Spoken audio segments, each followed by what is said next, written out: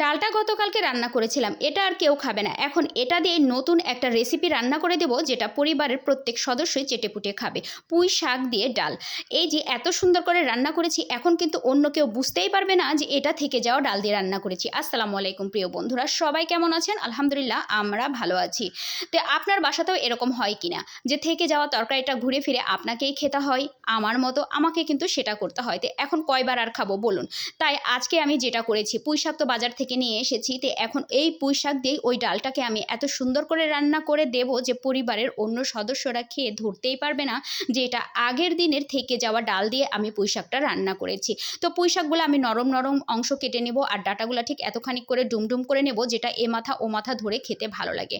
হ্যাঁ, পুঁই শাক নির্বাচনের ক্ষেত্রে কিন্তু একটা টিপস আছে। আপনি পুঁই শাক যখন বাজার থেকে নেবেন, অবশ্যই মোটা ডাঁটাওয়ালা পুঁই শাক একটু অ্যাভয়েড করার চেষ্টা করবেন। সেগুলো হাইব্রিড খেতে কিন্তু একটু তিতা হয়। তো পুঁই শাকগুলো বাছা হয়ে গেছে, এদিকে আমি ভাতটা বসিয়ে দিয়ে তারপর শাকগুলো ধোয়াধাই করবো যেন এই পর্যায়ে ভাতটা বলক উঠে যায়। আর একটা কথা যেটা বলছিলাম, পুঁই শাক যেটা দেখবেন চিকন ডাঁটা, সেই ডাঁটার পুঁই শাকগুলাই নেবেন। সেই পুঁই শাকগুলো খেতে কিন্তু মজা হয়, তিতা লাগে না। তো আমি ভাতটা বসিয়ে দিলাম, আর এদিকে আমি পুঁই শাকটা ধুয়ে রেডি করে নেব।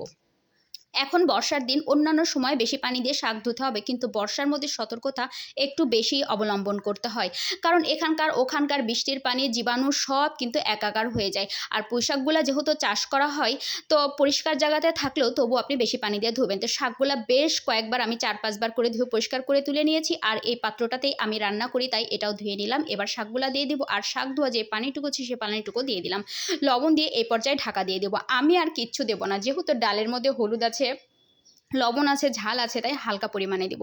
আমি 2টা লেবু কেটে নিচ্ছি, শাকের সাথে আমার মেয়ে খাবে। এই তো ভাতও বলক উঠে গেছে, ভাতের মারটা গেলে ফেলবো। তো আমার মেয়ে আসলে লেবু খেতে পছন্দ করে, 2টা 3টা 4টা লেবু একসাথে আমাদের কাটতে হয়। দেখা যায় অনেক সময় 4টা লেবু কেটেও হয় না।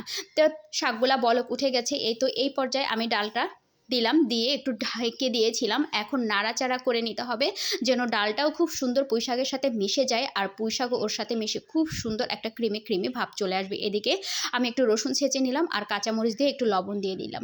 লবণ না দিলে একটু ছিটাছিটি করে, এটা আমার আবার ভালো লাগে না। আর লবণ দিলে খুব দ্রুতই সব সিদ্ধ হয়ে যায়, ভাজা হয়ে যায়, এতে গ্যাস খরচটাও কম লাগে। তো বাগার যেহেতু হয়ে গেছে, এখন আমি ঢেলে দিব। ঢেলে দিয়ে আর কিছুক্ষণ আমি এটাকে নাড়াচাড়া করব। নাড়াচাড়া করে আমি এটাকে ঢেলে নিব। ঢেলে নিয়ে ছাওয়ালকে খেতে দিয়ে দিব। আমার ছেলে আবার দুপুরবেলা খেতে আসে স্কুল থেকে, তাকে টাইমলি খেতে দিতে হয়, কারণ সে খাবার খেয়ে আবার স্কুলে চলে যায়, টিফিনে আসে। ডাঁটাগুলো এত সুন্দর সিদ্ধ হয়েছে যে ধরা মাত্র ভেঙে গেল। ছেলে আবার দুপুরে একটু ওষুধ খায়, তার ঠোঁটেও একটু প্রবলেম হয়েছে। সেই প্রবলেমের জন্য সে হোমিওপ্যাথি ওষুধ খাচ্ছে, তার জন্য ভাত খুলে নিলাম। 1 পিস ডিম ছিল, ডিমটা আমি ছেলেকে দিলাম। মেয়ে আমার এমনি ডাল দিয়ে পুঁই শাক দিয়েই খাবে। মাশাআল্লাহ অনেক সুন্দর হয়েছে। সে ডাঁটা খেতে পছন্দ করে, আমিও পছন্দ করি।